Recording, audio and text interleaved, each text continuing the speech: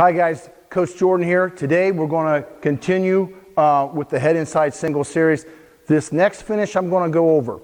All right, it's called a head inside single chase the ankle. It has won us more state titles at Graham High School than any other shot and any other finish. Love this technique. Let's get back to our inside tie elbow bind, all right, because I like that technique, that setup to this shot. To do this technique, again, head inside single chase the ankle. To do this technique, you have to do 5 things right. Here we go. I got an inside tie, collar tie. I drop my right hand down off the collar tie and I come right here to an elbow bind. Take one step. Here's our setup. One step to the side. Throw the arm over my back, right to a head inside single. All right, he sprawls and goes to both knees. Here. That's what we're going to get to. The very first thing of the 5, all right, got to do 5 things right, is I have to be elbow deep. So here we go. Number 1, when I hit the shot, I have to be elbow deep. I have to be elbow deep right here. Cannot stress that enough. There cannot be any space between the bend of my elbow and the bend of his knee. Have to be elbow deep. You're going to see why here in a minute. That's number 1. Number 2, he's going to sprawl. Why? It's what the stud does. When he goes to sprawl, I'm going to pull in and down. So number one, I hit the ankle knee drop, I'm elbow deep. He goes to sprawl, I pull in and down. I want his knee to land right beside my knee. If his knee's back here, I'm extended, he's going to win. Number 3, I come off my knee and I drive right there to my right elbow. That right there stops him from squaring up. Number 4, I circle, also on number 3, right hip is lower than left. Right hip, lower than left. It will stay that way throughout the whole move. Number 4, I circle, right hip stays lower. I step all the way over and put my knee right behind my elbow. Number 5, unlock my hands. Outside hand stays above the knee. I change level. We call it a head inside chase the ankle. We chase that far knee and we drive. Again, number 1, we'll do it from a different angle. Number 1, elbow deep. 2, pull in and down. 3, all the way to my elbow, right hip's lower. 4, step over. 5, change levels. Always fight to stay under his butt and chase that far knee.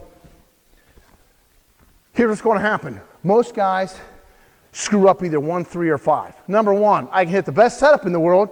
I can hit the best shot in the world, but if I don't wrap elbow deep, it doesn't matter. I'm not going to score on the stud. If I do this and I lock here instead of here, here's what's going to happen. Mick's going to sprawl. I'm going to pull him down. I'm even going to pull his knee down right beside my knee. But notice my position because I didn't wrap elbow deep. Here, he sprawls. I pull in and down. Look at my position. All the way to my left shoulder and left knee there. He's just going to pop his hip into me, and he's going to win that battle. Have to be elbow deep from the shot. Number 5, Mick, put your butt towards him. Number 5, a lot of novice kids make this mistake. They get all the way to here and they step over. The only thing you got to do is unlock their hands, change level, and stay under that butt. And all of a sudden they start driving up, and the next thing you know, now they're in the whizzer position. Mick's going to whizzer down, square up, and beat me.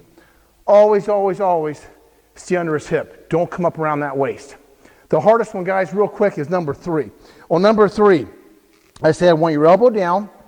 Right hip has to be lower than left. If Mick is on both knees, even though his elbow's down, I can beat him. I can do a front quarter. I can do what we call a Nybert, or I can tap him down and win. Mickey's always right here. Cannot do any of that technique there. Now when he steps over, this is also crucial. Once he steps over, when he unlocks his hands, I like the left hand to stay above the knee. Why? It's going to lock my hip out from my hip to my knee. All right, and chase that ankle. I see a lot of guys, in my book, I think they make mistakes when they do this.